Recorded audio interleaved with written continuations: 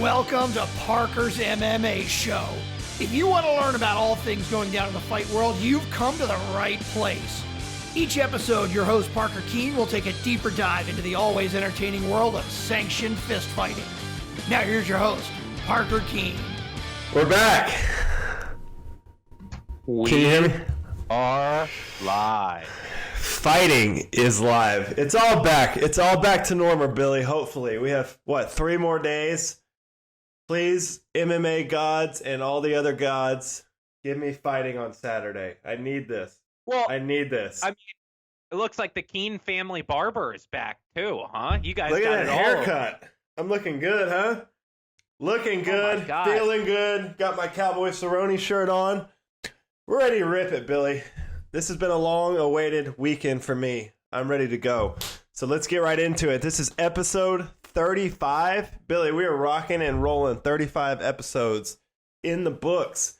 This week we're going to do a deep dive into UFC 249. We're going to go over the main card in depth. We're going to kind of do breakdowns of each fighter's, the matchups, the strengths, give our predictions, let you know what's next for the fighters, what the significance of the fight is.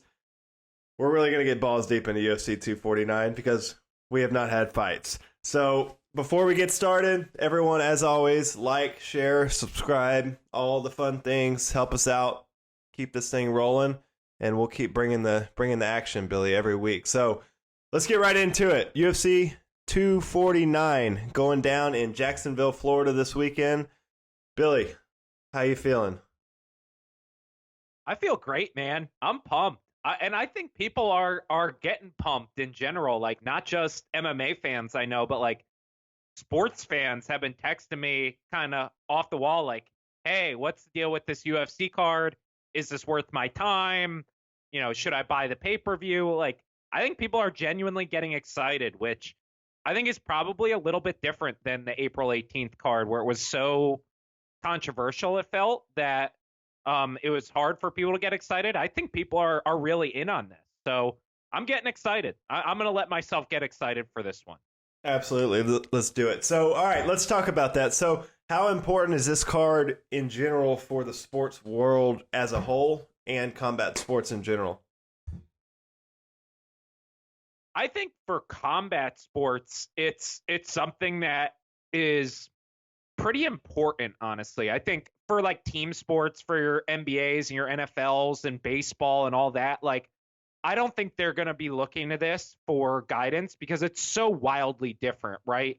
It's so, like if you think about an NFL sideline where you got 60, 70 guys minimum on that sideline just to have a game, very different than having 2 fighters in the cage. So I think it's more about combat sports, but I think the UFC can really lead the way, at least for MMA promotions, of how to do this safely, how to show Bellator and PFL and some other organizations around the globe, maybe some of the increased protocols, how they've worked with the Athletic Commission in Florida, changes to fight week, things like that can really help them out.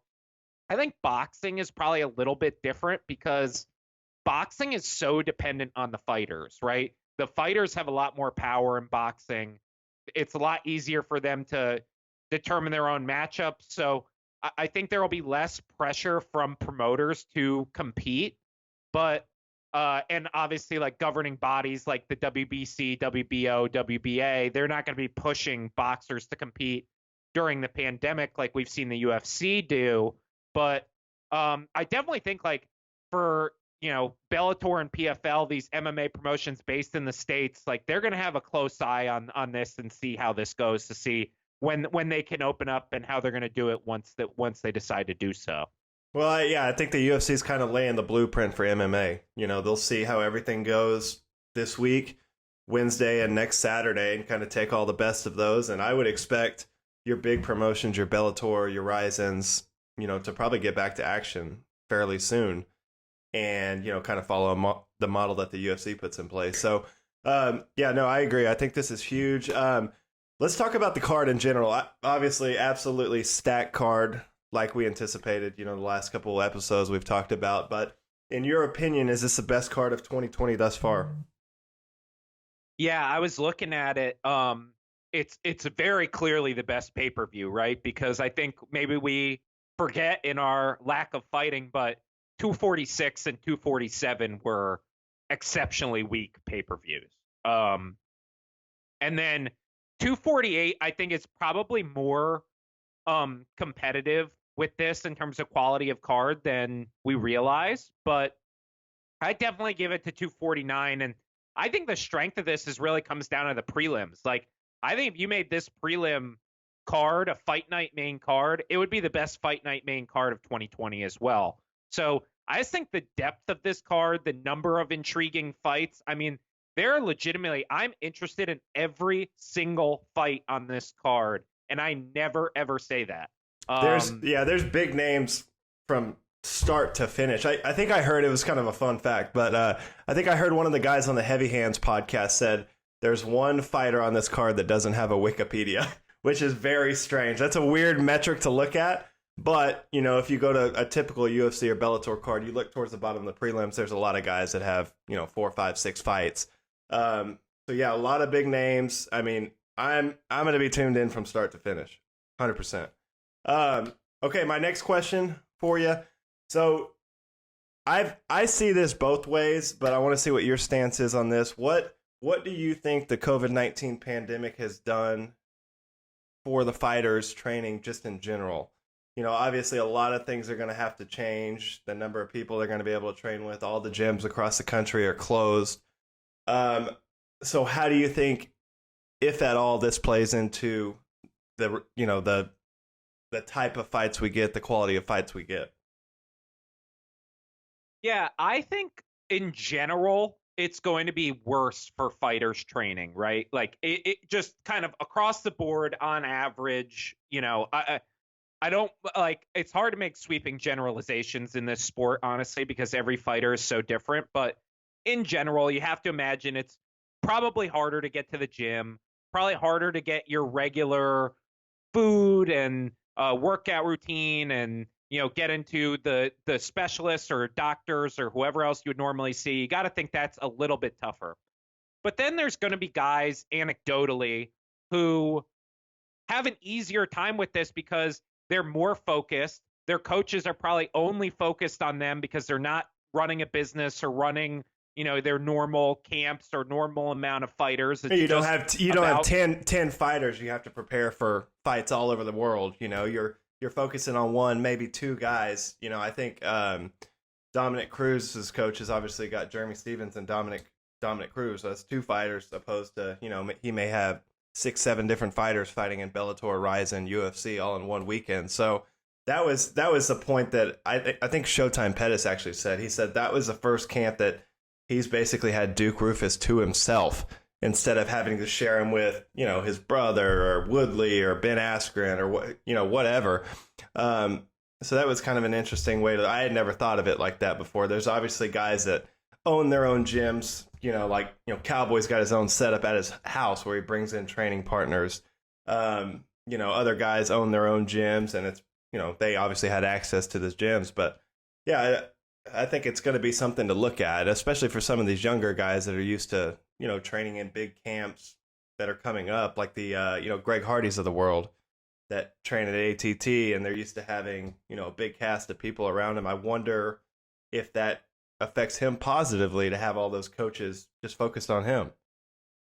And what you're really talking about here, Parker, is something I've been focused on as a trend in MMA in general. I mean, well before the pandemic started, but it's the idea of these kind of boxing style training camps where it's really focused around one fighter. It's not about a team. There's not like events every week. There's not multiple guys from a given gym fighting every week. It's all about this one guy fighting this specialized opponent, and all of our coaches, all of our focus, all of our gym time is focused around that. I mean, I think that's really going to benefit some guys. Like, I look at guys like you said, Pettis, Cowboy, Tony Ferguson, these guys who own their own gym, who are getting the focus. I mean, even like a Uriah Hall, where, there's a couple Fortis guys on this card, but he's been living in the gym. I can't imagine like he's getting less focused or less training because of this. So I think it cuts both ways. And I ultimately, I don't know that we're going to be able to notice a significant difference on fight night. I don't know that we're going to be able to look at it and be like, hey, this fight looks very different because this guy didn't get to train like he likes to, or this guy looks way better than he should because he's getting that individualized focus. I actually think it's going to look shockingly like a normal UFC card to the outside viewer. Yeah, I also think about it like, these guys, this is all fighting is their job. So normally they have distractions in their life. They have other obligations, media, sponsorship stuff. They haven't been able to do anything. So people that do have the means to have their own gym, individual coaches, like Henry Cejudo is one that captain, whatever his name is, with the white funky guy with the white glasses. Eric Albarracin. He pretty much only works with Henry Cejudo and the Pitbull brothers and a small group of fighters. So, getting that direct attention, I think could, impact you big time. I mean, especially some of these younger guys, seeing how fast they grow. And if they've got 3-4 coaches focusing solely on them, and then they have zero distractions in their life besides fighting. They've got one thing to focus on, and that's this weekend. It'll be interesting to see. That's just something to look at this weekend. But all right, this card in general is stacked. We're gonna run through the entire thing in this episode. But for all the casual fans out there, give them your thoughts on the card. This is one where if you're listening to this podcast, my guess is you're either one of Parker and I's close friends or a hardcore MMA fan. Maybe both.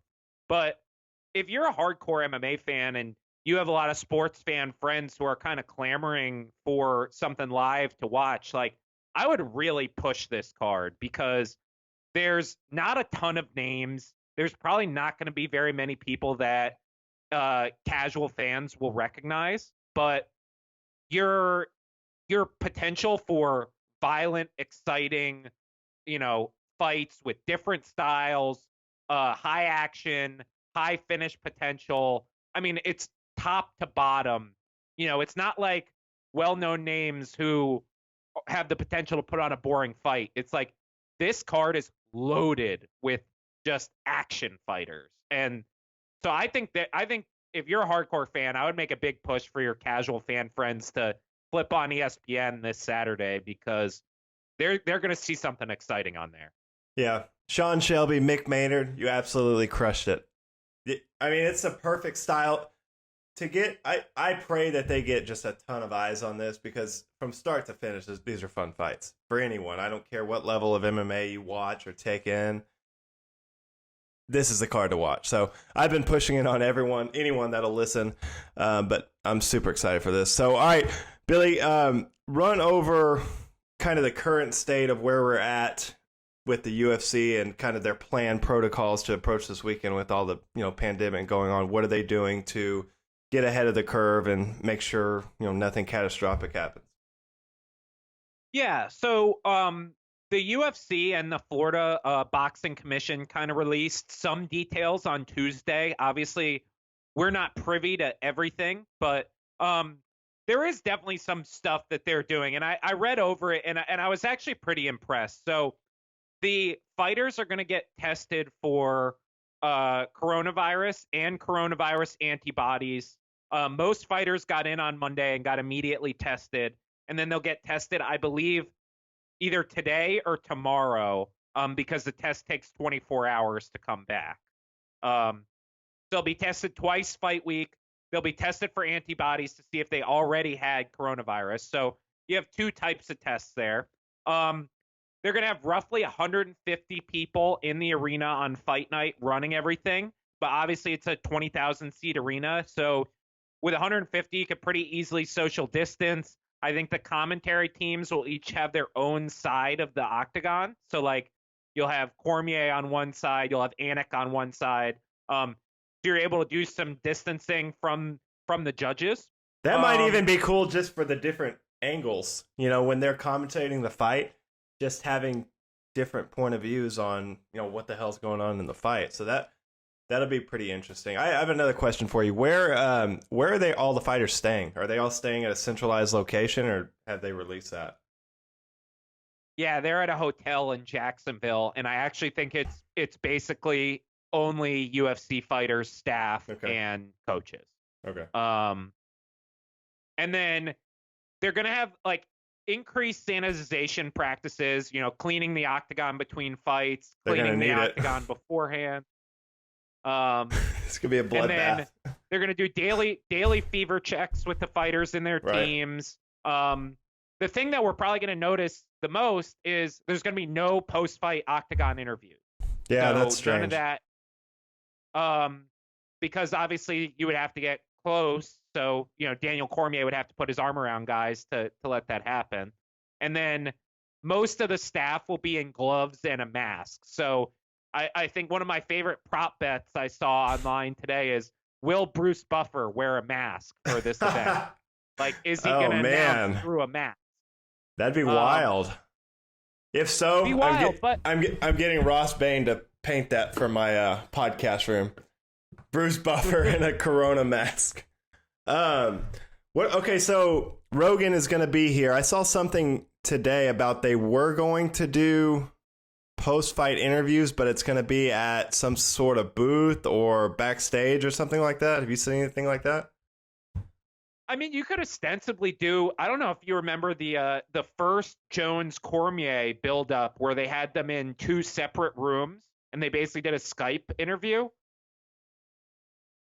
I think you could very easily set that up where you have basically Rogan in one room and you have the fighter in the other room and kind of make it happen. So I'm excited to see. Yeah, they put it together.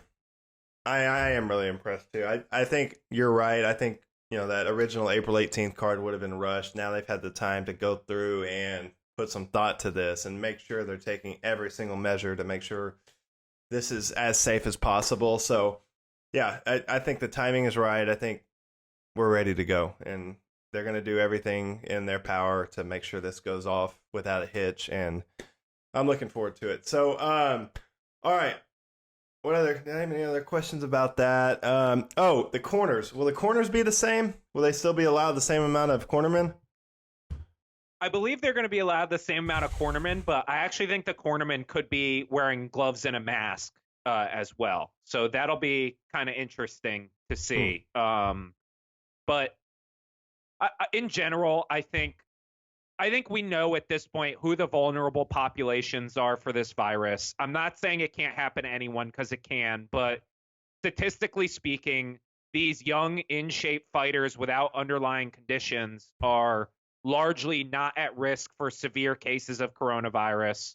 A lot of the cornermen, I would hope that if they were at risk, or a physician or a judge or whoever it might be, if you're older, if you have underlying conditions, I would hope that they would kind of recuse themselves from participating in something like this, at least at this point.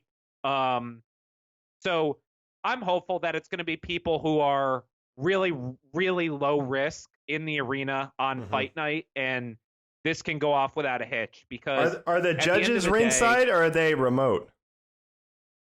The judges, I believe they'll be cage side, but I know there's a lot of discussion about how to do remote judging. Yeah. And I would actually like to see that be a byproduct of this. I would like to see judging go remote. No, we've talked about that multiple times. I think you could have 10 to 15 judges watching a fight remote and get a more balanced score. So yeah, we've covered that. We've obviously beat that horse to death. But okay, something else I'm going to be looking forward to as kind of a hardcore fan. I hope they do something cool with the corners. We've got, Eric Del Fieri, Trevor Whitman, a couple of the best coaches in the game, Duke Rufus. It would be very interesting to see kind of a, first person corner cam or something different. They've got Cooper. Yeah, they've got to come up with something different. Dewey Cooper looks like the Predator. He's a very, very scary man.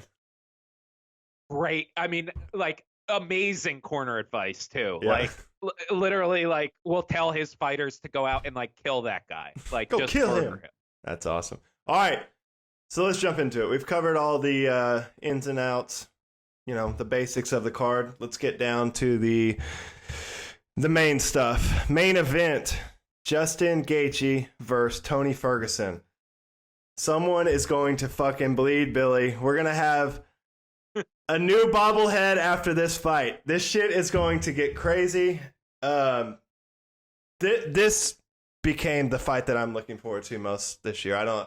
You can give me any other fight. Give me Tyson Fury, Anthony Joshua, Khabib Conor, Khabib Tony. This is a fight. This is it. This is going to be fucking chaos. Chaos from start to finish. I would pay $1,000 to watch this fight over and over again for the next 48 hours. This is going to be a great fight. So let's dive into it. Obviously, we kind of covered the background of how we got to this. What are your initial thoughts on this fight? So, I'm like, Mr. We need to protect Tony versus Khabib at all costs. And like, I am like, it feels sacrilegious for me to enjoy anything other than that, with, Tony fighting this weekend. But I had a friend text me last night and was like, hey, is this UFC card worth my money? And when I thought about the potential of what the Justin Gaethje Tony Ferguson fight could look like, I had to say yes. And that's kind of the light switch for me that got me like super excited about this fight, because stylistically, I don't know that there's a better fight in the UFC. From a fan perspective, in terms of what's going to be fun to watch, I don't know that there's a better stylistic matchup in the entire company. These guys are so similar. I think the biggest thing is just their mindset. I think Kenny Florian said this today, but he's like, a lot of guys go into that octagon saying, yes, I will go in there, I will die, I will do everything I have to do to get the win. But he said a lot of that's bullshit. A lot of those guys don't mean it. These two guys mean it. These two guys will go in there and lay it all on the line, and they'll die in there if they have to. These two are fucking savages of the highest order in this organization, and you can't miss on this. I was wrong about Derek Lewis and Francis Ngannou. This is not going to be that. There's going to be chaos. I don't care if it lasts 2 minutes, 25 minutes, anywhere in between. It's going to be chaos. So, all right, let's dive into it. Tony, obviously on a 12-fight win streak in the deepest division in MMA, the lightweight division, 155. I think hasn't lost in almost a decade, like 8 or 9 years, something crazy like that. Justin Gaethje came into the UFC highly, highly sought after. He was a champion at the World Series of Fighting. He had a crazy first fight with Michael Johnson, and then he lost 2 very, very close fights to Eddie Alvarez, who's a former champion, Dustin Poirier, who I think is one of the best fighters in the world. And I went back and former interim champion. Yeah, and I went back and watched those fights, and honestly, Justin was winning both of those fights. Both of those fights he was winning. And I think he was winning the Eddie fight. I do not think he was winning the Poirier fight. I think he was on the verge of breaking both of those guys. And if he had a little bit more strategy, if he fought a little more like he does now, I think he would have got the win on both of those. I went back and watched those, and I'm just like screaming at the TV. I'm like, come on, just change your tactic just a little bit. But that's why we love him. I think he headlined his first he's headlined every UFC fight he's fought in, right? Yeah. Oh yeah. Well, yeah. Other than the Alvarez one, because it was on a pay-per-view, but okay. Yeah, but I mean, Justin Gaethje, when he came to the UFC, just had this smash, just savage mindset that he was gonna just basically break everyone that he fought, and it worked all the way up into those 2 fights. And then when it didn't, he took some time and he changed his style, and ever since then, he's got 3 fights in a row with first round knockouts. James Vick, Edson Barbosa. Who's the other one? Who are we missing? Cowboy. Oh, Cowboy. Poor Cowboy. Cowboy's at the end of all this. But yeah, ever since then, he's looked like a different fighter. He's looked a little more reserved, and he's just been smashing people. So the matchup, honestly, in my mind, I think for these guys, I think they honestly both match up better against Khabib than they do against themselves. I think it's almost like carbon copy fighters fighting each other, and it's going to be Man, I don't know. It's going to be a very slim margin that separates these guys, but let's dive right into it. So that's kind of the background of them. I'm going to ask you some kind of preliminary questions about this fight, and then we're going to go into the strengths and the weaknesses of each fighter, and then we're going to give a prediction. We're going to do that for the whole main card. So, all right, we talked about this last week, I think. Tony Ferguson decided to carry on and cut weight for the April 18th card, the biggest Tony Ferguson move ever. Do you think in any way that this is going to affect his performance? Because Tony's not a small guy. It's not a super easy weight cut. Thoughts on that? In a word, no, I do not. Absolutely not. All right. Will the extra time... Dumb question. Move on. Okay. No comment. Pull the Marshawn Lynch. All right. Who does the extra time of not fighting on April 18th help more in the long run, Justin or Tony? I think Justin, because for me, I don't think Tony Ferguson. I think Tony Ferguson goes in to fight his fight every single time. I don't think Tony Ferguson's game plan changes all that significantly based on the opponent. And I think he's like in ridiculous shape. Like I don't think he's ever out of shape. I think Justin's success as a fighter is so based on his conditioning and his ability to take shots, to move forward, to kind of like hold his balance, hold his ground and keep walking forward. That's so conditioning based. So I think a short notice fight, that's why Justin, under normal circumstances, never takes short notice fights. He needs to make sure that he's peaking athletically in that octagon. So I think it's really, really important, actually, that he got some extra time to condition his body. Do you know how many times Justin Gaethje's been past the third round? One time in his entire career, back in the World Series of Fighting. The dude, he doesn't plan to go past 4. He didn't go to the 4th with Poirier? I could have sworn. No, I think he finished him at the end of the very, very end of the 3rd, I think. No, sorry. That was the only 4th round, was Poirier. That's the only 4th round he went to, is Poirier. So, I mean, that nice guy... try, Parker. Well, it's a fun stat. I mean, the bottom line is expect pace, expect action from Justin Gaethje straight out of the gates. All right, let me see. That leads me into my next question.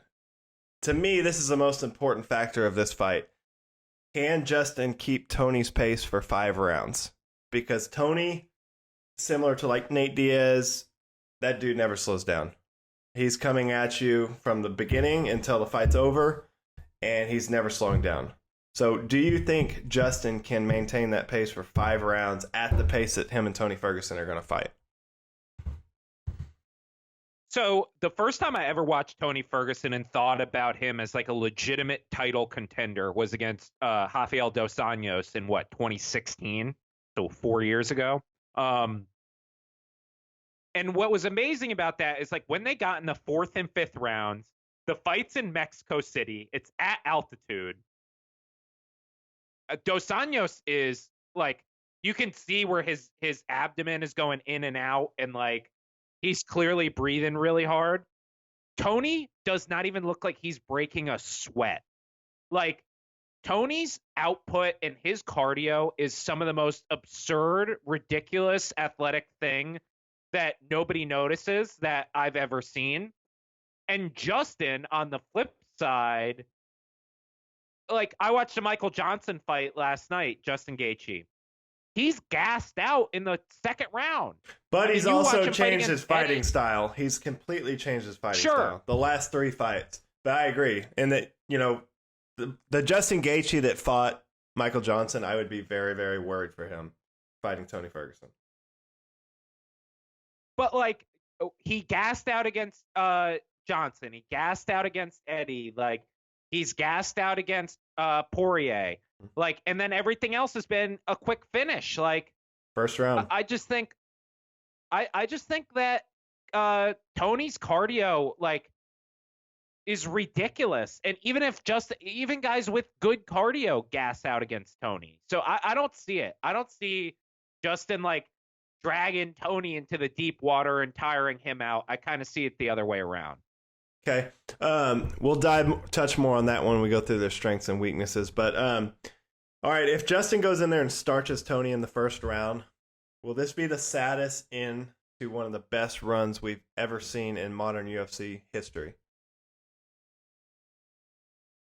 I guess I don't necessarily see it that way, even though like I want the Khabib Tony fight to happen more than anything. I just don't think Tony has this like mystique about him the same way that other guys have. Like when I think of like a devastating end, like Anderson Silva against Chris Weidman, like that's devastating. Like even like Mighty Mouse against Cejudo, I thought was pretty devastating, where it's like, that's how Mighty Mouse's UFC career ends. Like he's going to have this split decision loss to a guy who has basically no interest in reviving flyweight. Like that sucked. Like Fedor losing sucked. Frankie Edgar beating BJ Penn. That was like an end to a really like, people were talking about BJ Penn as pound for pound the best ever.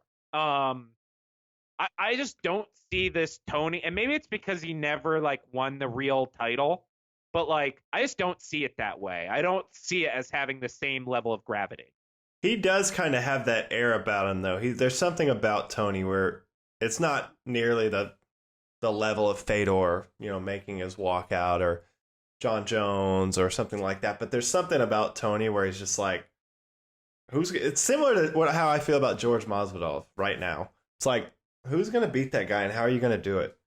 Because unless you switch the lights off on him, that dude's coming after you for 5 rounds and he's going to hurt you. He's going to cut you. You're going to bleed.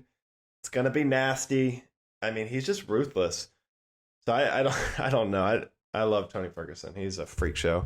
All right. I do too. But what I thought about this a lot the last week or so. Obviously, everyone knows Justin's on a 3-fight win streak, but how do you see that level of competition?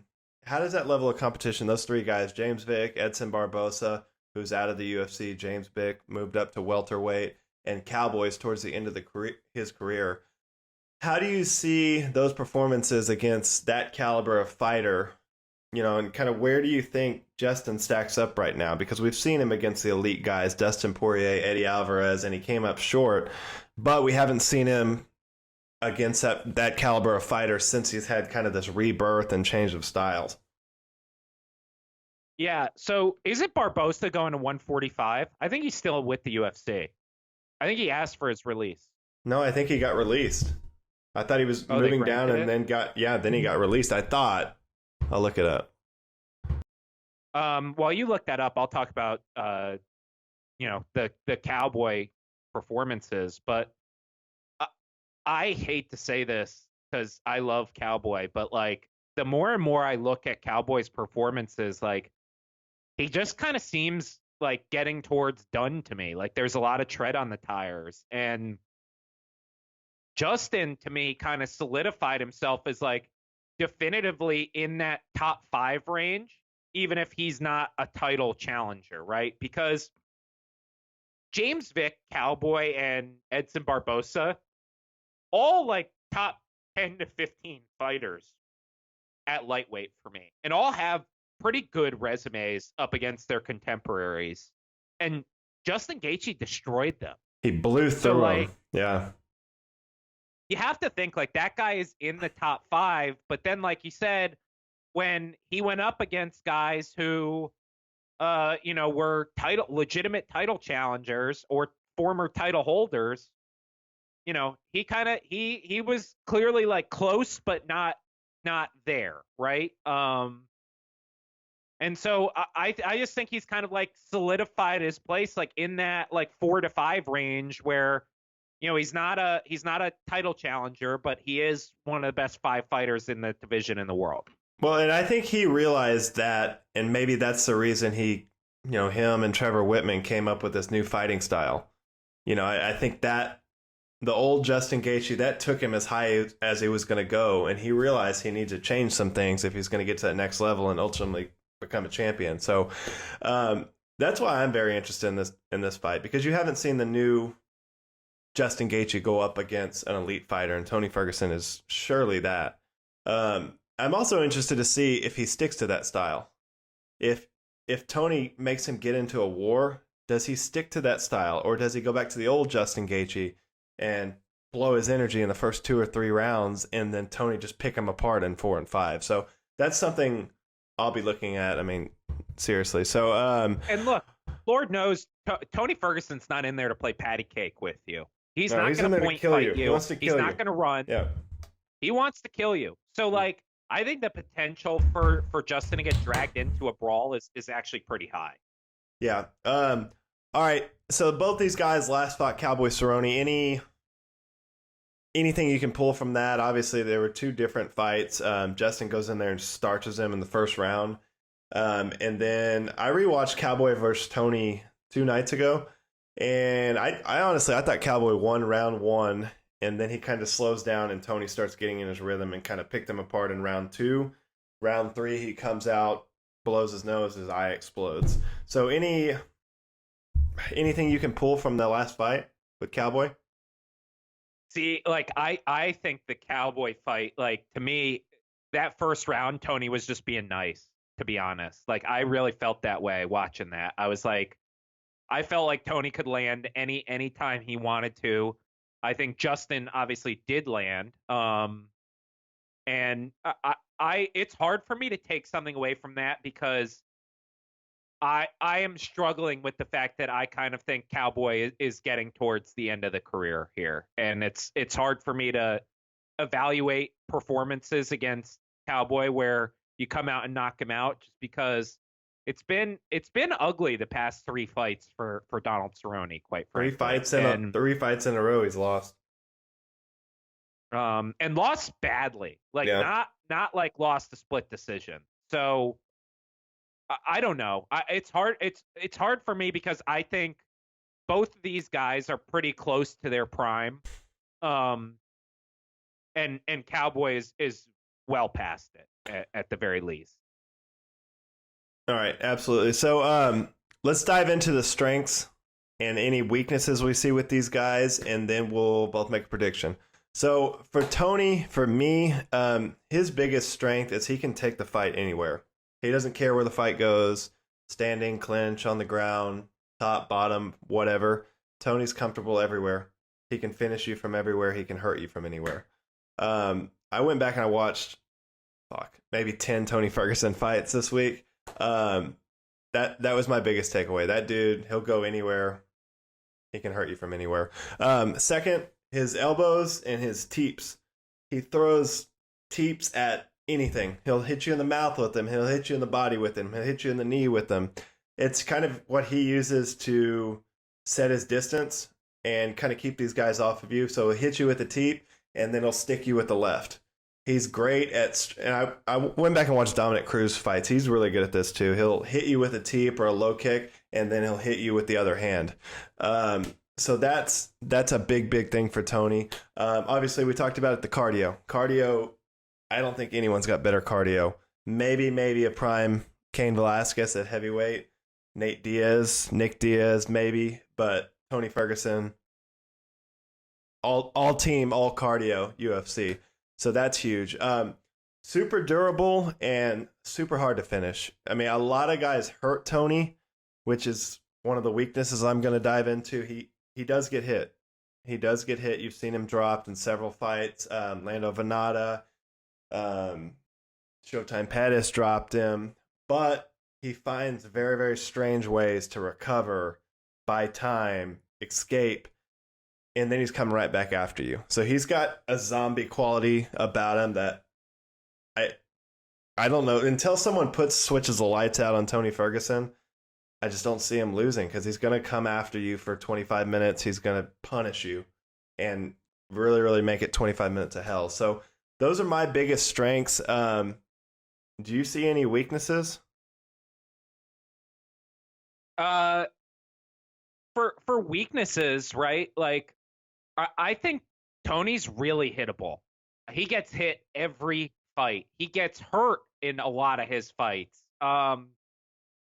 And he's 36. Like the guy's taken a fair amount of damages. He's not winning dominant fights. He's not like getting these quick finishes. Like even in his quick fight, like I would describe like the Anthony Pettis fight, right, as like a relatively quick Tony Ferguson fight.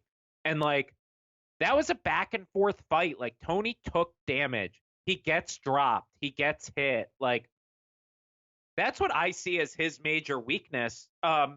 But it's also kind of his strength in a way, because that's Tony's biggest strength is his unpredictability.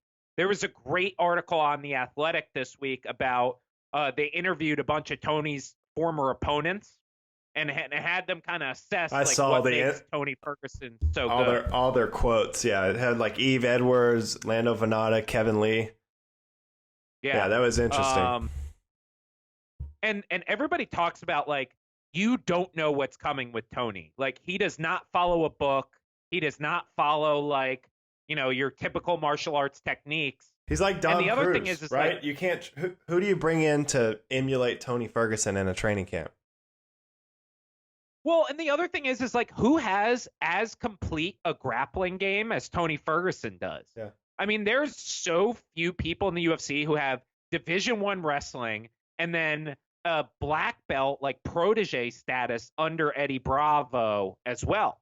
Like Tony can defend takedowns, he can hit takedowns, he can roll you through, he can play guard, he can play top game. I mean, he's like as complete a ground game as you've ever seen, and he's got the most vicious elbows in the division. I just think like he's got such a dangerous game that it almost overrides the fact that like his striking defense is not great. I'll say this. I think outside of John Jones, I think Tony Ferguson is the most complete best fighter in the UFC, period. He can do it all. The guy can do it all. And I think he's the full package. So, all right, let's dive into Justin. You lead us off with your strengths with Justin, and then I'll pick up some weaknesses. I don't start conversations about Justin Gaethje without talking about his leg kicks. It is the most impressive leg kick I've ever seen in MMA. He throws it constantly. He hurts people with it. Guys clearly change over the course of the fight because of Justin Gaethje's leg kicks. It's amazing. His other thing that I think is an underrated tool of his is he has a really great power right, and it's become more prominent since he's adopted the more patient style. But I think that leg kick, his left leg kick, right hook combo is vicious. And I think it can really help him in this fight. The other two I had is Justin Gaethje's got a hell of a chin. A hell of a chin.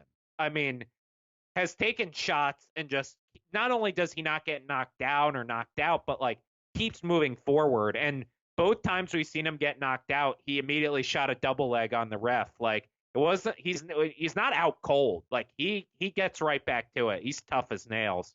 And then he's got great takedown defense. If he doesn't want to go to the ground, he's not going to the ground. So those are really my four for big strengths of Justin Gaethje. Yeah, and I'll throw in there Trevor Whitman. Trevor Whitman's a fucking genius when it comes to MMA and fighting and strategy and mindset. He's a huge, huge plus to have in Justin's corner. And you see him, he's worked with Justin, Thug Rose, a lot of people that have, had a huge, huge success. So that's a huge plus. The biggest weakness I see is the cardio. And the thing that I see that's unproven is the cardio. Justin can go in there and give 3 rounds of absolute just madness with anyone in the world. But after that, we haven't really seen what happens. There's a lot of question marks. Justin's got a very, very successful background in wrestling as well, as does Tony. But in the UFC, you haven't seen anyone shoot on him. I think Tony comes in there and tries to shoot on him. Just mix it up and throw it in there. No one's done it. Everyone wants to get in. Or an Imanari roll, some sort of leg lock. Yeah. Tony's gotten away from kind of the traditional wrestling shot and just kind of does these like weird jujitsu moves where he gets guys to the ground. But I agree with you. I think Tony's going to look to grapple. Yeah, and then the biggest weakness I fear about this fight with Justin is getting away from the game plan. I think if he gets into a brawl with Tony Ferguson, it's the absolute worst thing he can do. I think he needs to stick to the game plan, try to be patient, don't get into a firefight with Tony Ferguson, because I just don't think you can put Tony Ferguson away. I think Justin's, if he clips him and feels like he's hurt, he's going to try to rush the finish. And if Tony survives in round 4, Justin's gassed, Tony's going to fucking pick him apart. So, but here's the thing. For me, for Justin to win this fight, he has to finish him. It has to be a KO. Because I don't see any. I think it's so much less likely that Justin wins a decision against Tony Ferguson than lasts 25 minutes, but gets obliterated in the later rounds. I don't see how he can keep up with that pace. I don't think he can either. I agree. That's my only path to victory is for Justin Gaethje to come knock him out in round 1 or 2. Besides that, we'll just get into predictions. I think Tony Ferguson submits him in the 4th round. I think he submits him in the 3rd round. So we are basically on the same page. Okay, same wavelength there. It's going to be a great fight. I promise anyone that listens to this, tune into that.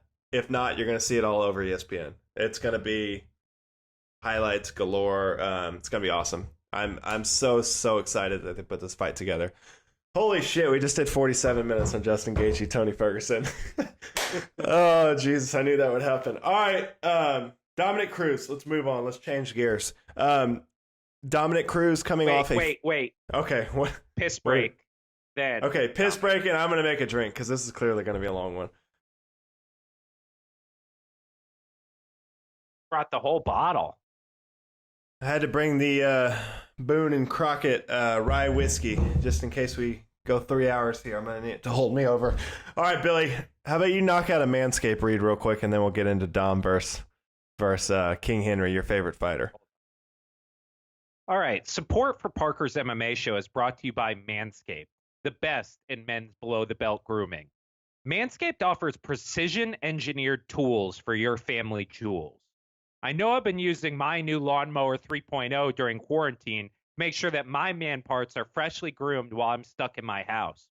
Their 3rd-generation trimmer features a cutting-edge ceramic blade to prevent manscaping accidents. Millions of balls are about to be nick-free thanks to Manscaped's advanced skin-safe technology. If you're listening to me speak right now, I want you to experience it firsthand. Get 20% off and free shipping with promo code FIGHT at manscaped.com. That's 20% off, free shipping, and promo code FIGHT, FIGHT. So support Parker's MMA show, support Manscaped, and use promo code FIGHT on your next order. Take care of your nuts, everyone. Cheers. All right, Billy, topic 2 of episode 35. Okay, Dominick Cruz making his return to fighting after almost 4 years on the shelf, taking on Billy's favorite fighter, King Henry Cejudo. Initial thoughts on this, Billy? I just can't believe we're at a point where... For the bantamweight title. Yeah, sorry, I forgot to add that point. It's kind of important. My favorite fighter in the UFC is a USA Olympic gold medalist wrestler. Like... You must be a communist or a terrorist. In the UFC are Olympic wrestlers. That's who I love watching. But I can't stand this guy. Anyway, Dominick Cruz, 4 years off, Parker. Can anyone do this? Is this a possible thing in the UFC to take 4 years off of the sport, come back at the highest level, and win a title? Fuck. That's a big ask. A really, really big ask. Especially when you're Dominick Cruz. You've had one style your entire career. There's so much tape on you. You're not changing it at 35 years old, and you're fighting one of the most athletic Olympic gold medal champions that's beat Mighty Mouse Johnson, beat TJ Dillashaw, who probably is the most similar fight to Dom Cruz. It's a very, very big ask. But if Dom can pull it off, he's going to be a fucking legend. And I think he should retire and just ride off into the sunset. How about this one? Is there any UFC fighter, past or present, who could take 4 years off of the sport and get an immediate title shot? John Jones or GSP. That's the only ones. That's it. If I Jones, think McGregor could do it too. That would, I don't know, at lightweight or at 170? At lightweight. I don't know about that. I think it's John Jones or GSP. If GSP wanted to come, like GSP, I think could come back right now and get a title shot at 155 or 170. John Jones was the king of light heavyweight for 10 years. I think if he went to jail for shooting people in Albuquerque or something and came back 4 years later, he could get a shot at the title. But outside of that, I don't think anyone could pull that off. So if Dom can do it, I mean, it's going to be very, very impressive. And Dom's a guy, he's got it going on. He doesn't have to fight. He's done everything that he needed to do in fighting. But I think it's just I don't know. I think he just wants to do it one more time and show everyone that he's still one of the best fighters in the world, because I think people are sleeping on Dom Cruz, and everyone forgets how good he is, how dominant of a champion he was, especially, all the new people coming into MMA in the Conor McGregor era. You forget how dominant Dom Cruz is. And man, I think he's going to make a huge statement on Saturday. I really do. So let's get into it. Let's just get into it. I mean, prime Dominick Cruz in his prime, like Uriah Faber 2 time frame, I don't think there's even a conversation. I think he goes in there and walks through Henry. I honestly, the fact that it's like a conversation now kind of like tells you that, right? That like if Dom Cruz is not an all-time great in this division, like we're talking right now about how Henry Cejudo just walks through him. Right? Yeah, I mean, Henry Cejudo's not a spring chicken. The dude's 33 also. I don't think people are realizing that. So, I don't know. This fight, I don't know what to think of this fight. It's Dom Cruz has just been out of the spotlight for so long. And going back and watching some of his previous fights, like I went back, I watched the Cody fight, I watched the TJ fight, I watched both all 3 Uriah fights. That dude's special. He's very, very good. Very hard to beat him. He's a very complete fighter. Like Tony Ferguson, he can do it all. His takedown defense is awesome. His wrestling is awesome. We know, I mean, Henry's an Olympic wrestler, probably one of the best wrestlers in the UFC ever. But I still think Dom could take him down. I really do. I think the way his timing is just incredible for MMA. He can do it all. So I'm really, really looking forward to this. What are your thoughts on how Henry has been playing his title reign? It seems like he's kind of taking the Conor McGregor approach, and I don't blame him because it's the big money fights. Jose Aldo or Dominick Cruz doesn't even come in the same money ballpark as, Peter Yan or Aljamain Sterling or Corey Sandhagen. So what do you think of how he's playing this? I kind of think he has no choice. I mean, like when he was a flyweight, right? Like he was still is. He's a bilingual American Olympic gold medalist who's a 2-division UFC champion and couldn't break into any mainstream, not the English language mainstream, not the Hispanic mainstream. The guy he was not even the most like popular wrestler on the UFC roster. Right. So I don't blame him. I don't blame him for this whole like, king of cringe thing, all the like act and all the stuff he's saying, all the call outs. Like he kind of was forced into this, in my opinion, because who he was as like kind of babyface Henry Cejudo, your aw shucks Henry Cejudo fought Joe Benavidez twice. Like that guy wasn't making noise. That guy wasn't pushing envelopes. He wasn't getting on Sports Center. This Henry is. And so I don't blame him for trying to get the biggest possible names he could get to get himself in that conversation for best bantamweight of all time, to build clout and try and build his name. Because at the end of the day, kind of has no choice. No, I agree. I think this fight, looking at it strategically, oh my God, there's a there's a cluster of 6 baby ducks walking in my backyard. That's got to be a good omen. We're going to have blood on Saturday. Okay, so the biggest fight for me, the biggest question is, like, can Henry solve the questions that Dom Cruz brings to the fight? He's been able to kind of figure everyone else out. I would think the closest comparison to someone that he's fought is TJ Dillashaw. TJ Dillashaw brings the movement, the varied striking, but that was also a diminished TJ Dillashaw at 125. That's not the best TJ Dillashaw. So can Henry, over 5 rounds, figure out Dominick Cruz, his weird herky-jerky movement, his varied striking, the mixing in of wrestling? What are your thoughts on that?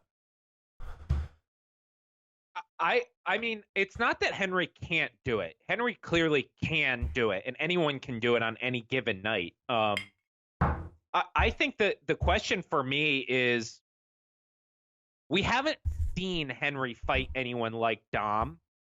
And what I have, honestly, like, it's hard for me to picture exactly what this fight looks like, because the layoff for Dom, what he's been working on, he's got an awkward, unique style to begin with. And then you have Henry, who, I mean, 2 fights ago, right? 3 fights ago, Henry completely switched his style. Like, went from being like a boxer puncher with great wrestling to this karate style stance. Like, I mean, a complete 180 in the way that he was fighting. So, well, I think that has a lot to do with training with the Pitbull brothers too. You kind of see them with that similar style. I think the best comparison for Henry fighting Dom is probably Uriah versus Dom 2. You know, Uriah is obviously not the same caliber of wrestler as Henry, but it's pretty similar. I mean, he's got great wrestling, great grappling, and then he's got a giant right hand, and that's kind of how Henry's gotten by, you know, especially like in the Marlon Moraes fight. He was getting his ass kicked for the first 2 rounds, really. Well, a round and a half, and then he comes back and just starts walking Marlon down, just smashing him with right hands and clenched knees. So I think that's probably the best comparison, you know, closest guy that Dom has fought to someone like Henry. And honestly, Dom dominated that fight in my eyes. So yeah, I just think Dom fought Uriah. I agree with you that Uriah Faber is the closest proxy for Henry Cejudo, especially in Dom's career. But, like, Dominick Cruz fought Uriah Faber for 15 rounds, and I think very easily won 12 to 14 of them.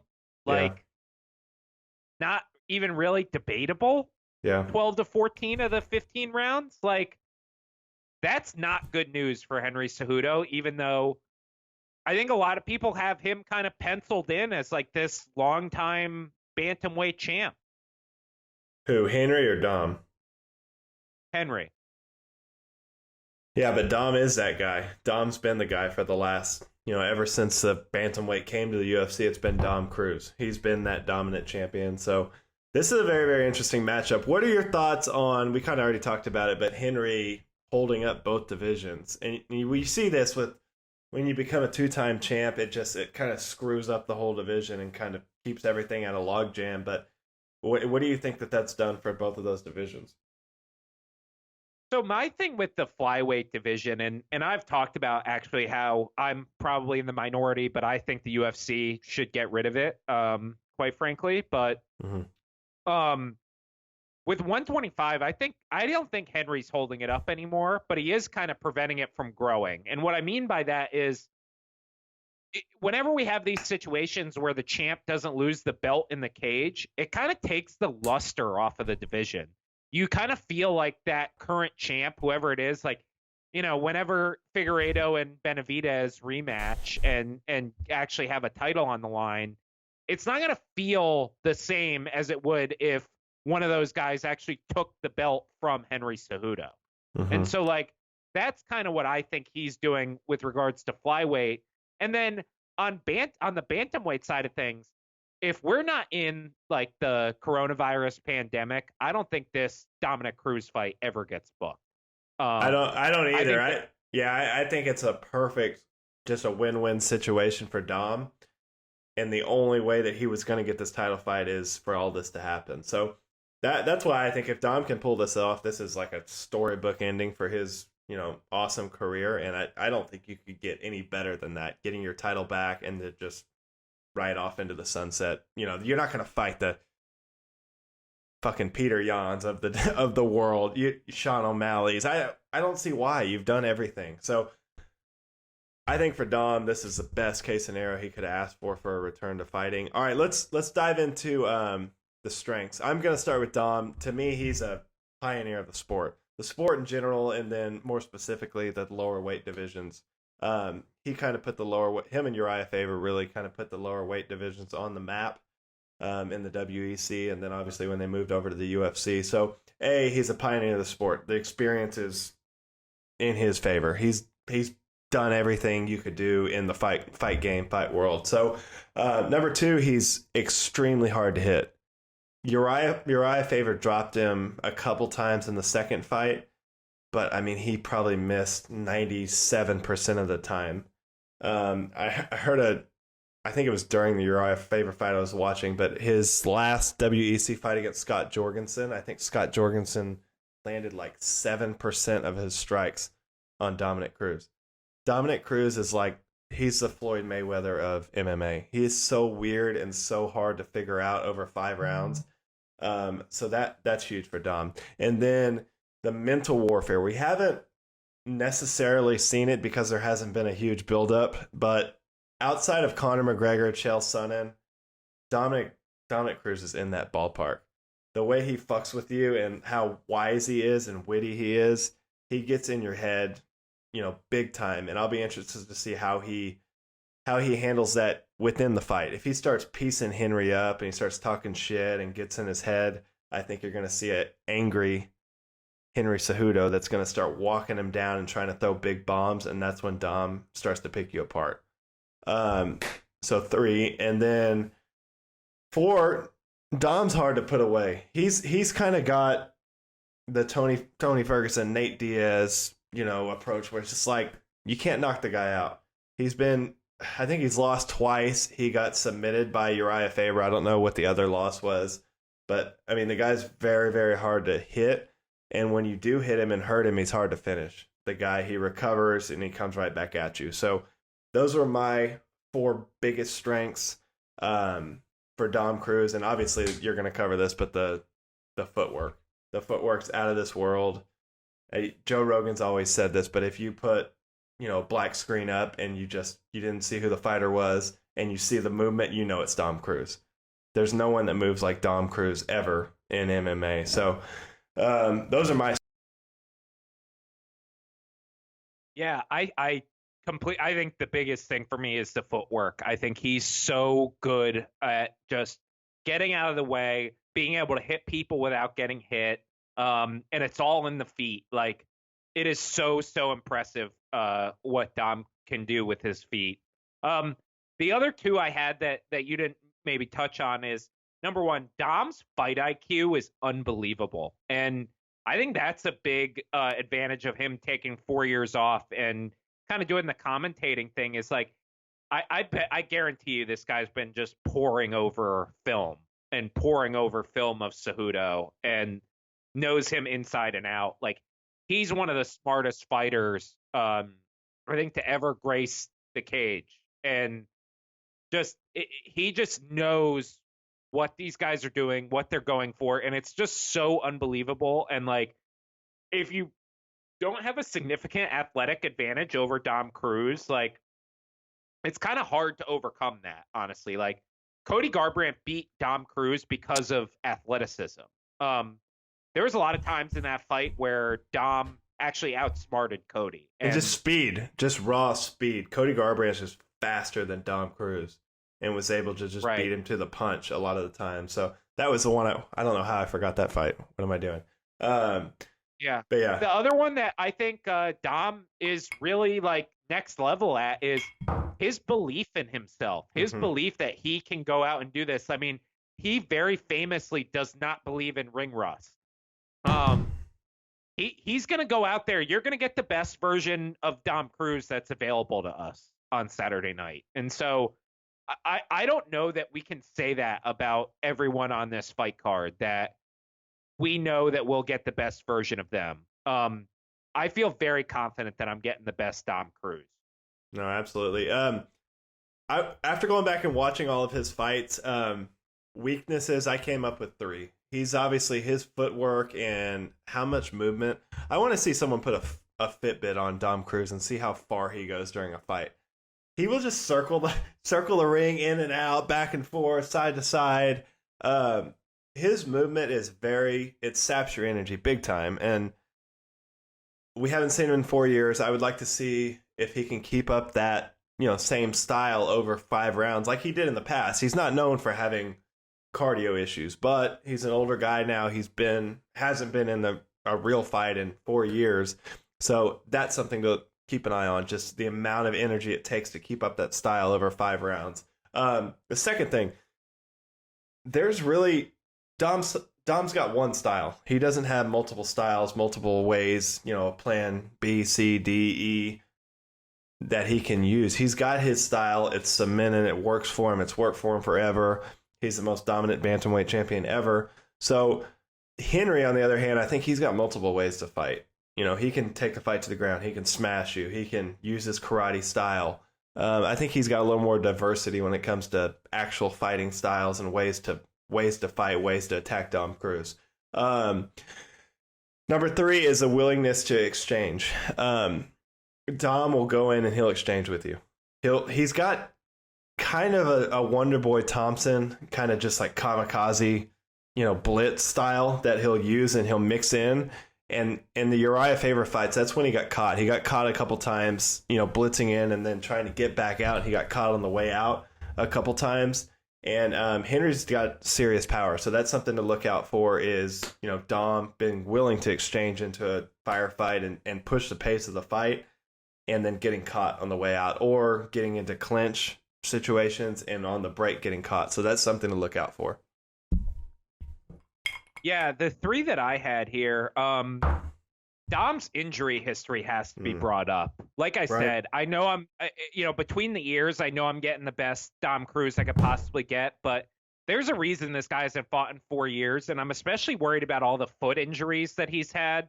If that's going to affect his movement, that scares me if I'm going for Dom Cruz this fight. Second one I had was he's never really fought a guy who I think has like a significant wrestling advantage over him. There's definitely been fights where it's like, this guy's probably a little bit better wrestler than Dom, but it's probably 60-40 or it's about even. Henry Cejudo is a clearly better wrestler than Dom Cruz. Yeah. And I just wonder what that looks like if Dom has that threat constantly. The third one I had is he's not a power puncher. Dom Cruz is not Cody Garbrandt. He's not going to come out there and knock you out in the first round. He's not Peter Yan. He's a volume puncher. He's going to put you away with volume. And not that it scares me necessarily, but like it's definitely a weakness of his that he doesn't seem to have that true knockout power. Mm-hmm. All right. So path to victory, and we'll do predictions too.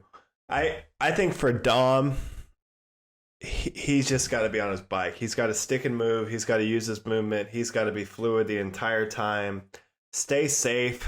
Don't get too reckless and rush into, blitzing situations or try to clinch too much with Henry. You saw Henry hurt Marlon Moraes a lot with those knees, which I don't think Dom's going to put himself in that situation. But do what he does best. I think he's far and beyond 100 times better striker than Henry Cejudo. So I think mix up your striking, Use those leg kicks. Dom has vicious leg kicks. I think people kind of forget about that. But some of those early fights, the WEC fights, and then some of the maybe 1 and 2 of Uriah Faber, really TJ Dillashaw too, he was just whipping those leg kicks in there, and those do damage. And you saw with that karate stance, Henry Cejudo's very, very heavy on that front leg, and he was getting fucking obliterated in the first 2 rounds against Marlon Moraes. So that's something I think Dom could use throughout the fight, is just keep going to the well with those leg kicks. But I've got Dom. I've got Dom winning a 5-round decision. I just don't think Henry has what it takes to beat Dom. I think Dom is just too smart. He's not going to get knocked out by Henry. He's not going to be put in bad grappling exchanges or bad positions. I think he's going to fight smart and just get it done over 5 rounds, and I think he's going to be your bantamweight champion. Yeah, for Henry to win this fight, I think it actually has to look very, very similar to the Mighty Mouse fight, where Henry's able to not go shot for shot with Dom necessarily, because I don't think that's possible, but hit him with enough shots to make him respect the power, make him think about getting hit, and then use that to kind of time the takedowns, take him down. But in order to win this, he's got to be able to hold him down as well. Which I think is easier said than done, but I don't think it's impossible. I think Dom will get taken down. I think he will lose rounds because he is taken down and held down, and Henry's able to control him. Ultimately, I have the same situation. I have Dom winning by decision. I think the longer this fight goes, the more it favors Dominick Cruz. But I definitely see a route to victory for Henry, where he's able to use his wrestling, use kind of that power right hand that he used so well against Marlon, and really kind of frustrate Dom, but also make Dom respect him in a way that allows the wrestling to kind of open up. And then if Henry's able to control him for a couple rounds, I think that could help him lock up a close decision victory as well. So I see this as a pretty even fight, honestly. And but I do like Dom Cruz by decision as well. Okay, so we're on the same page, 2 for 2. On to the next one. The battle. Can we call this a Battle of Africa? Or is that prejudice? All right, the Battle of Africa. Oh, that's cool. Yeah, all right, the Battle of Africa. Let's get after it. Best heavyweight in Africa. There we go. All right, that's more PC. All right, here we go. Francis Ngannou taking on Jairzinho Rozenstruik. How do you like those pronunciations, Billy? All right. Unbelievable.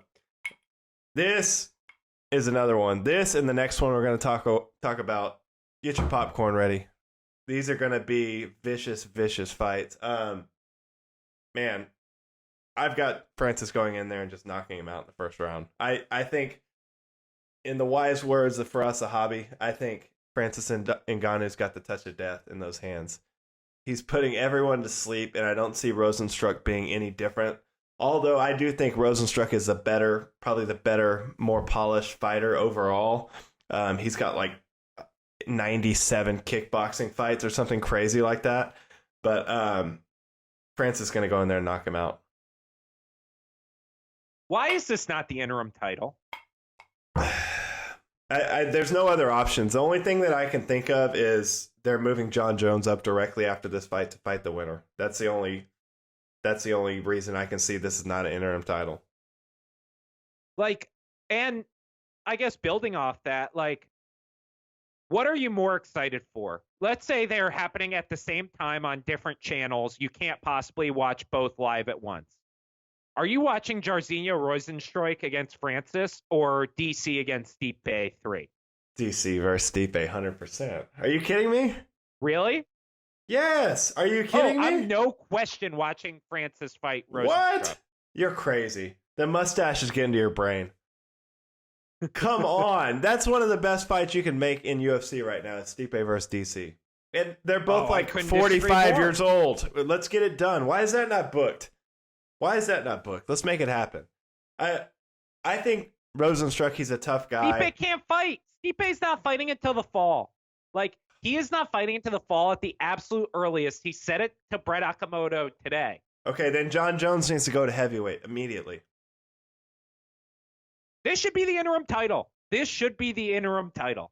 I think John Jones is coming up. That's why I don't think there's going to be I don't think this is an interim title, because John Jones is coming up next. He's going to fight the winner of this fight, and then he's going to fight the winner of DC versus Stipe. That's what's happening. Yeah. Me and Dana are on the same wavelength sometimes, and I think that's what's going on. Yeah, call your bald uncle, Dana. I think I agree with you. I think Francis is going to knock out Rozenstruik in the first round. I was not impressed with Rozenstruik against Overeem at all. Like, I thought he lost the entire fight, and I think he kind of got I think he got a bit of a lucky stoppage too. I do too. I went back and watched that fight, and I actually talked to Overeem about that. Overeem was not out. Overeem, that fight could have went to the cards, and I think Overeem would have won a clear-cut decision. What I will give Rozenstruik is he is very, very tough. Overeem hit him with some fucking bombs, and that dude was just walking right through it. But Francis has got next-level power. No one on this planet right now, not Deontay Wilder, not Mike Tyson, no one hits like Francis right now. Are we going to have a hardcore moment here? Derek Lewis hits like Francis Ngannou. I hate to say it. When his back is intact, yes, maybe. But I still think Francis hits harder than him. I've got Francis first round. How dare you? How dare you? All right, Black Beast. This is still a very pro Black Beast podcast, but I think Francis is next level power. And I think he gets it done. I apologize for my co-host, Parker. I'm so sorry about his disrespect. All right. Prediction. I think we're on the same page here.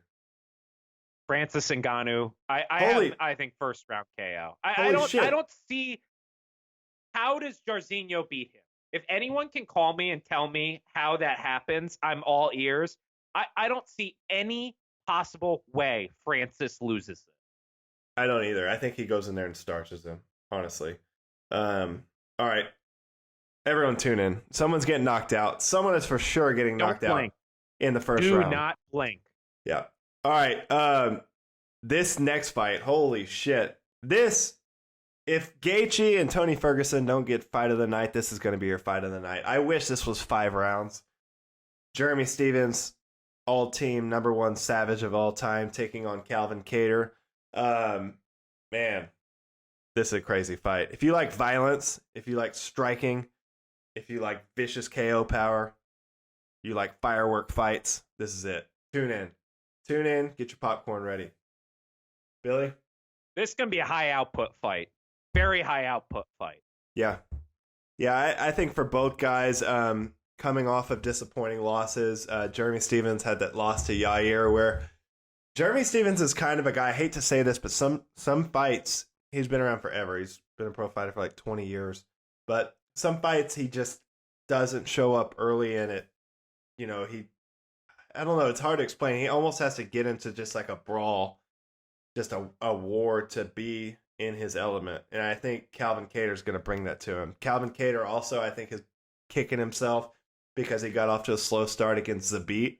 So I think both of these guys, they're kind of at very similar stages in the featherweight division in their career right now. I think they're going to come in just fucking guns a-blazing. Yeah, the question I have basically is like,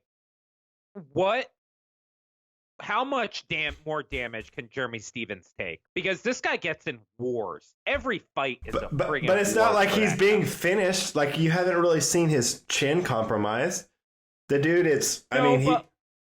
losing decisions. He does. You take damage, and it happens very quickly. It happens almost overnight, in my opinion. So I just wonder, at what point, like, does this kind of aura of invincibility crack for Jeremy Stephens? Because, like you said, like, he loses fights by decision. He doesn't get stopped, like, almost never. And he's a brutal out.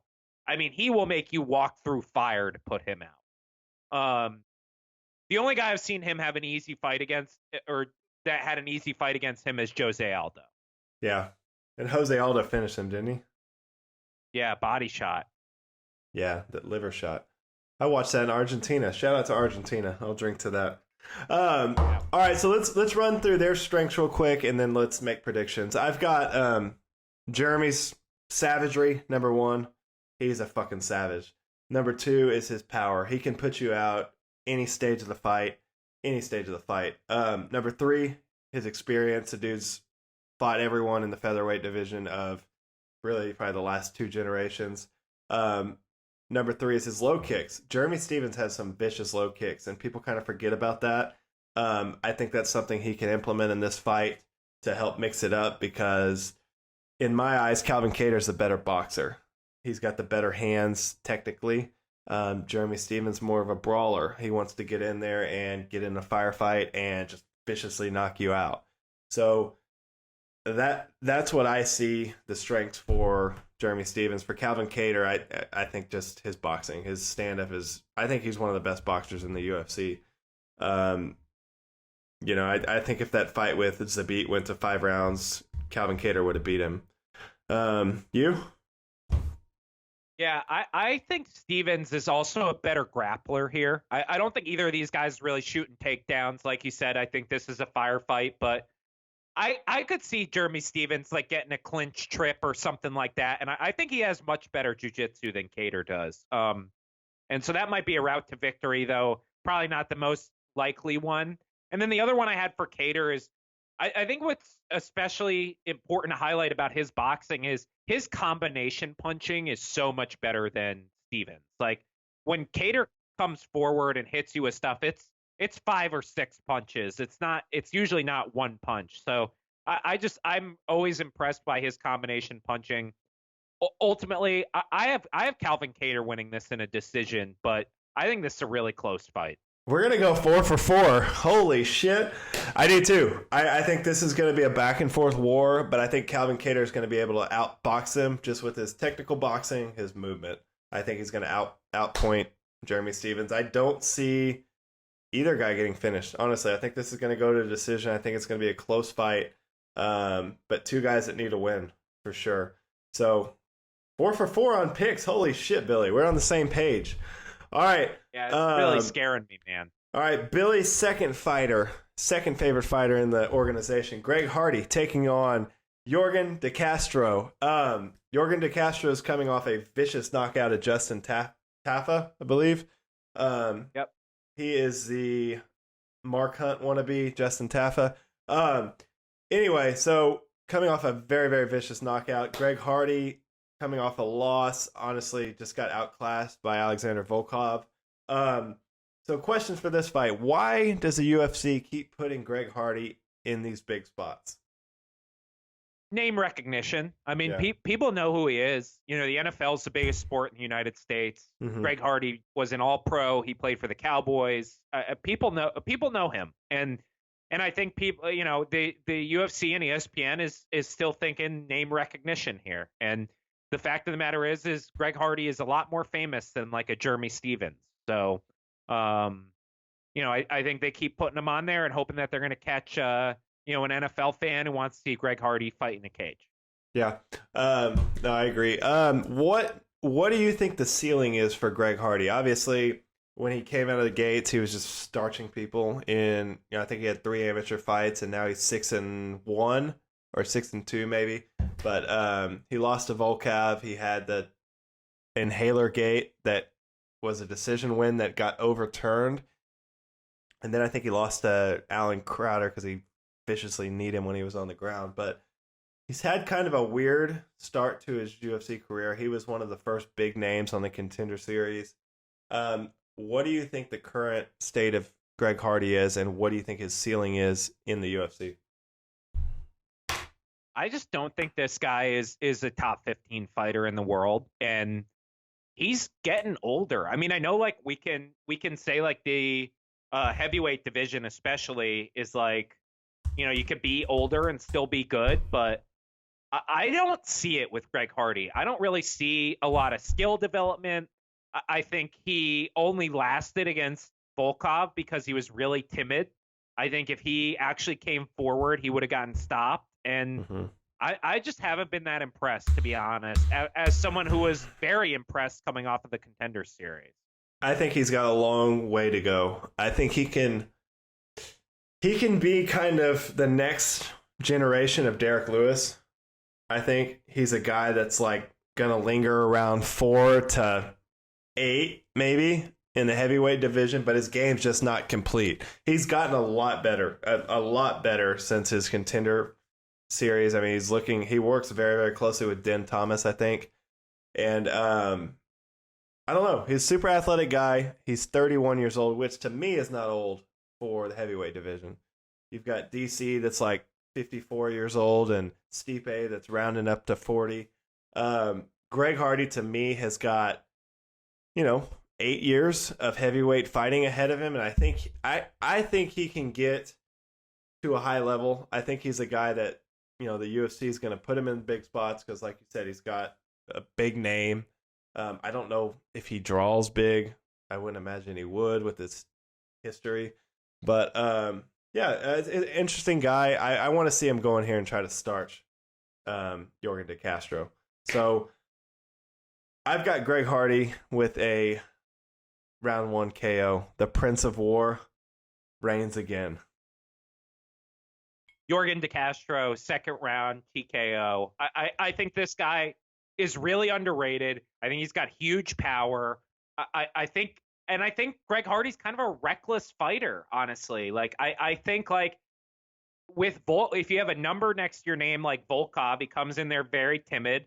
And then all these other guys, he comes in here and thinks like he's just gonna impose his will, and sometimes he does, sometimes he doesn't. And I think De Castro is actually a pretty special guy physically for heavyweight. I think he hits stupidly hard, and I think he's going to finish Greg Hardy. So we disagree, finally. If Greg Hardy gets past Justin Tafa, I want to see Justin Tafa's buddy Bam Bam Tulavasa take on Greg Hardy next. He's fighting Yorgan De Castro, so. Oh, God. Number 2. Sorry. My bad. All right. Well, regardless, I want to see Bam Bam do a shoey over Greg Hardy after he knocks him out. All right. I love that. The prelim main event. You've got 2 legends, Cowboy Cerrone taking on Showtime Pettis. To me, this is perfect matchmaking. This is 2 legends that are at a similar place in their career. Both guys need All to win. we've done is ask for this fight. All we've done. Yeah. For months, This podcast has called for this fight. So I can't wait. If we can't get press passes, one of us needs to be the third matchmaker in the UFC. For sure. Okay, so Showtime's coming off of 2 losses. Cowboys coming off of 3 losses. Who needs a win more right here? I think it's Showtime. I think Showtime lost to worse guys. I mean, I think like, the Ferreira loss is not good for Anthony Pettis and his career. I mean, Cowboys lost too. He's very underrated though. Ferreira, you and I are very, very high on Carlos Diego Ferreira. He's a Fortis guy. I'm contractually obligated. Yeah. Yeah. I mean, I agree. I think Cowboy is a guy though that can get by on winning 1, losing 1, winning 1, losing 1. I don't think Showtime can. Just because Cowboy's got that. He's just got that name. He's a cowboy. That's what he does. He fights, 5 times a year. He's going to win some. He's going to lose some, but he's going to come to fight.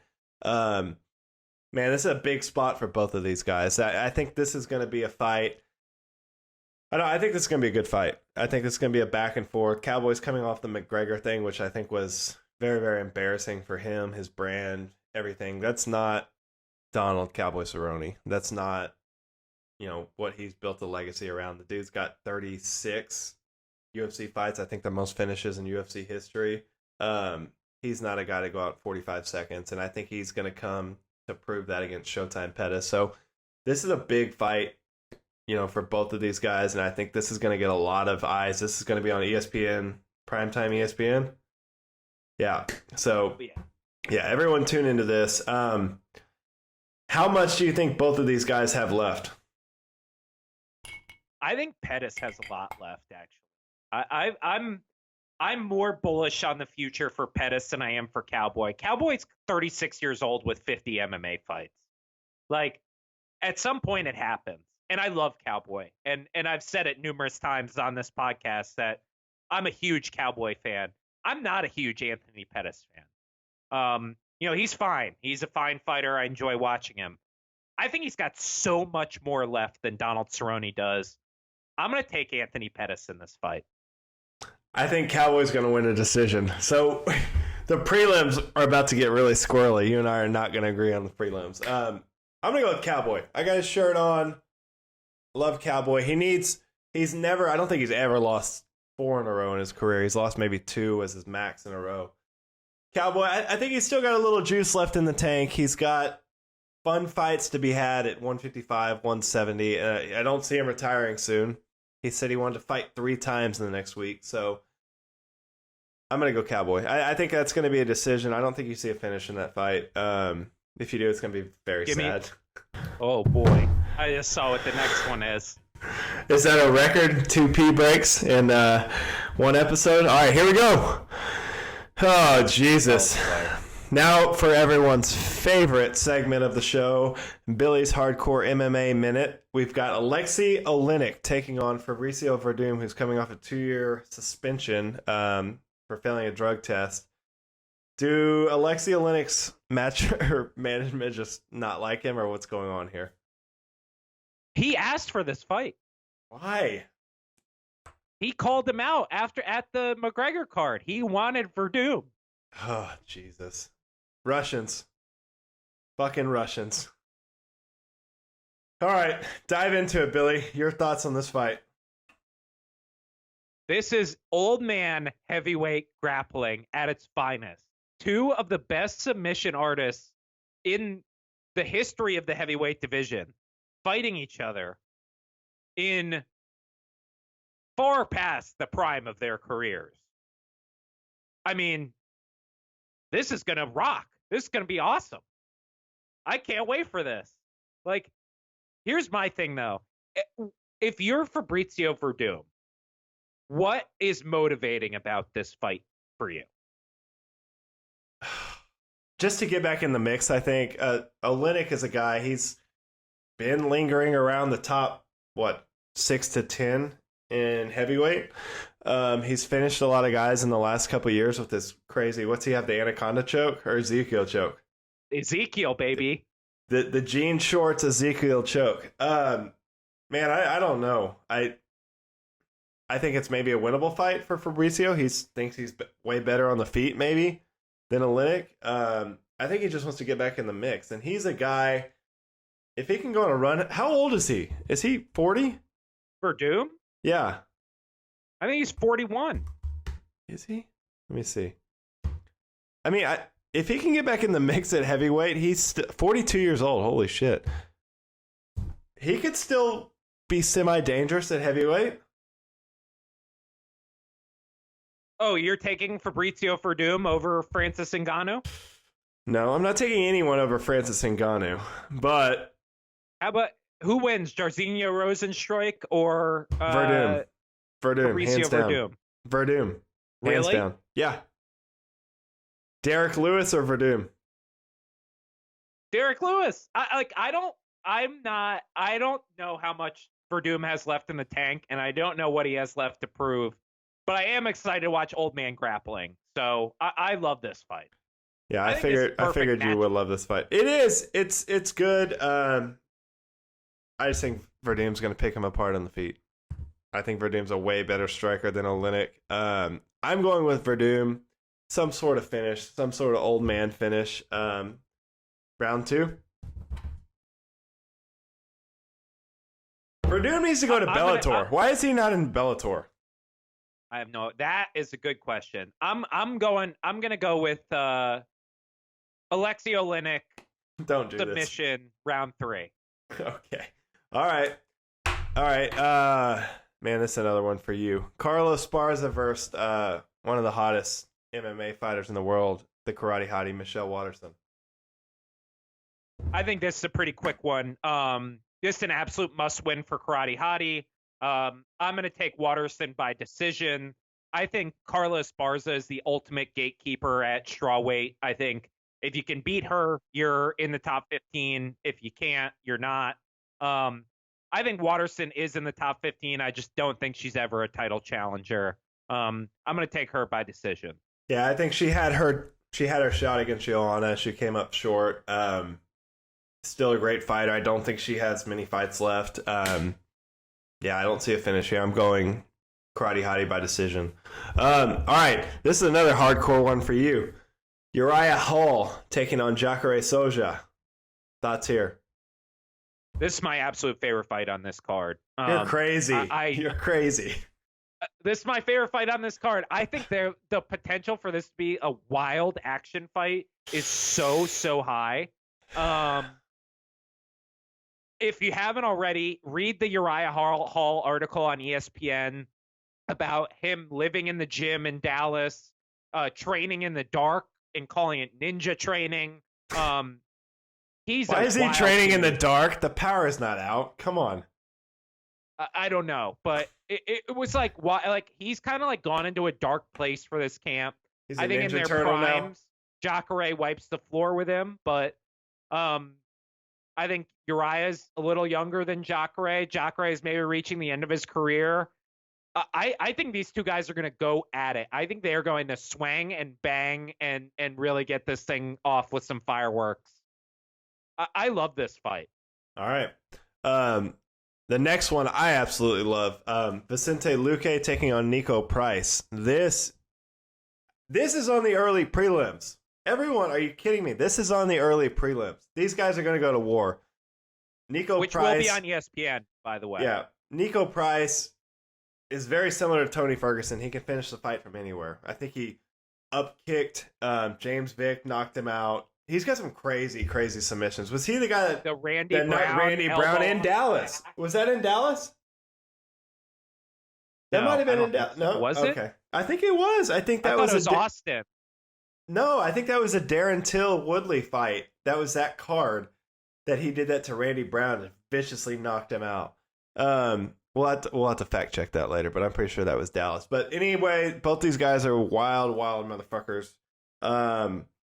That's my fight of the night, by the way. That's my fight of the night.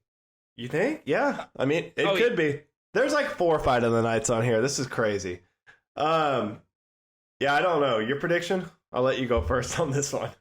I think Luque wins that one. Actually, I think it's fairly convincing. I really like Luque. I think he's a more composed, more polished fighter. Price is a wild dude, and in that cage, he's a wild dude. And I just think Luque is able to kind of weather the storm and get Nico Price out of there. But I can't wait for that fight. Round 2, knockout, Nico Price. Let's go. Something crazy. Superman Axe punch off the cage. Axe kick off his back. All right. So we're going to have to write all these down. I'm going to have to be calling you on Saturday. Nico Price, knockout, second round. Let's go. All right. Your boy, the Twister King, the Twister of Nuts, Bryce Mitchell taking on Charles Rosa. These two guys are some of the best prospects in this division, to be honest. I mean, both really talented guys. Charles Rosa, I saw an interview with him this week. He's considering this like Boston versus Arkansas, who is tougher, which I love that angle. I love Bryce Mitchell. I mean, Thug Nasty. Guy lives in a trailer. He eats squirrels. He's unbelievable at jiu-jitsu. I want a bow hunt with Bryce Mitchell. That's my goal for 2021. Yeah, open invite on the podcast. I love everything about this guy. I'm taking Bryce Mitchell. I'm excited for that fight too. Every single fight is great. All right, this next I've got Bryce Mitchell too. I think he's going to find a way to get a finish here. Ryan Spann versus Sam Alvey. You and I are on the same wavelength here. What's going on, Sam Alvey? And why is he still in the UFC? I'm wondering what Sam Alvey's wife is spending money on, because the amount of time this guy has to spend fighting, I feel bad for him. Like, there's so many times I've seen him get his absolute ass kicked, like really bad. And I think this is going to be another one of those. Ryan Spann I've seen him walking around at some legacy shows, Parker. That's a scary man. This is a total mismatch. Well, he's got some wins sprinkled in, but yeah, he's not had a good run. He beat Rashard Evans.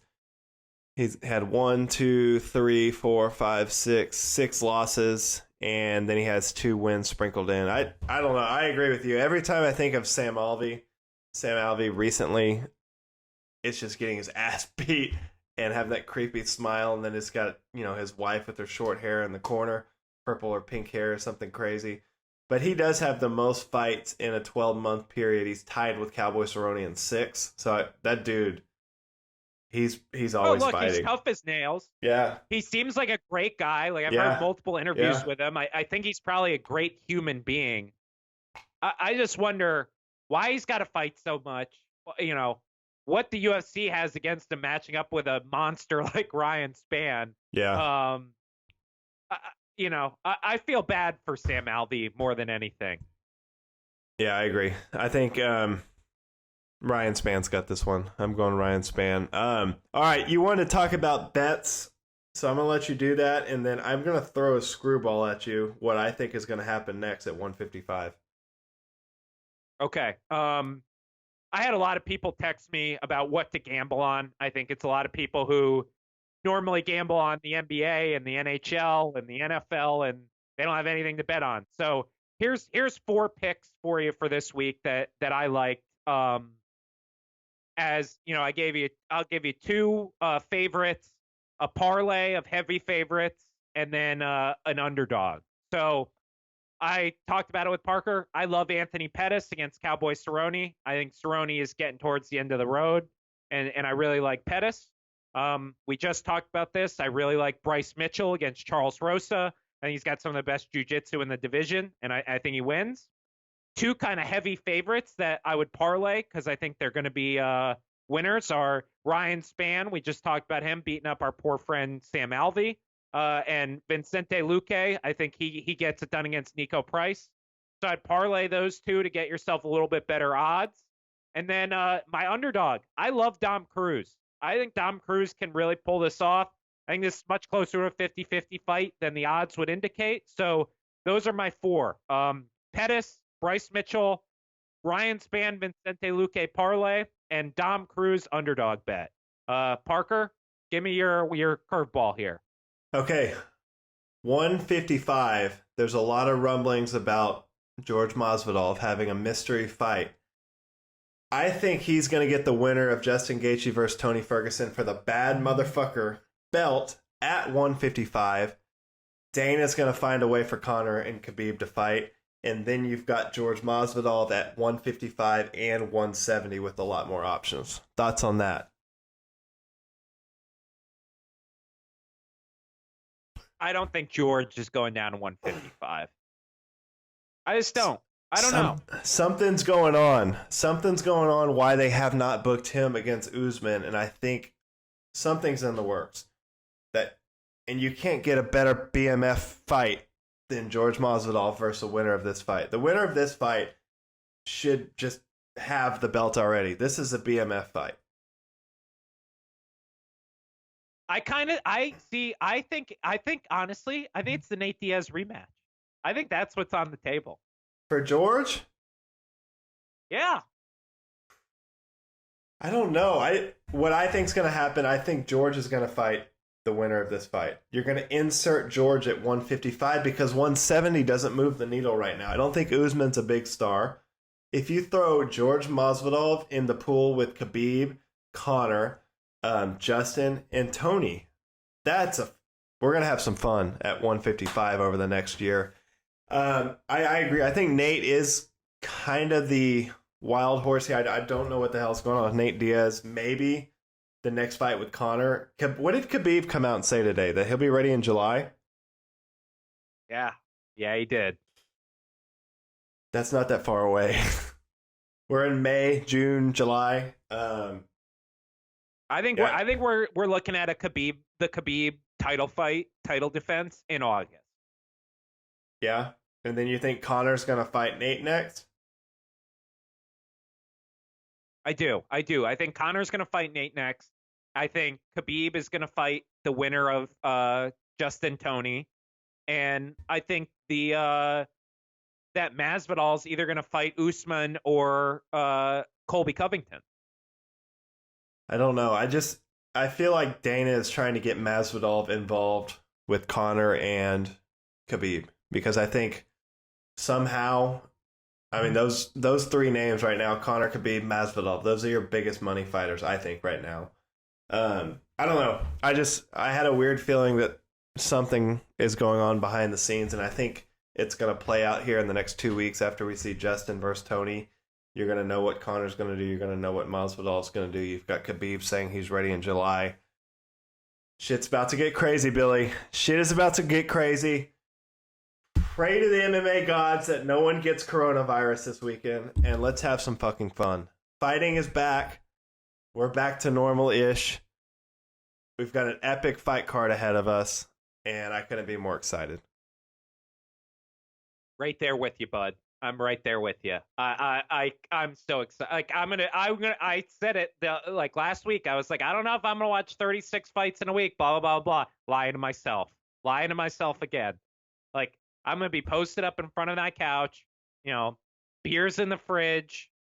Some pizzas probably, and just enjoy the mixed martial arts goodness. I can't wait. We're back. Everyone tune in.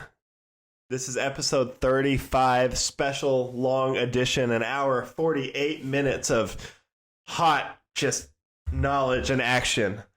We appreciate everyone for tuning in. We'll be back next week at some point. We're going to try to squeeze in Chad Money Mendez interview, hopefully this weekend.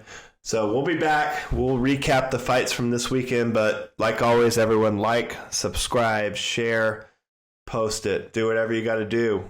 Let's keep the ball rolling. Billy, any closing words? Hey, been really enjoying the Korean baseball on ESPN. I know you love when I watch obscure sports. So just bleed, everyone. Just bleed. This is going to be fucking crazy. UFC this Saturday.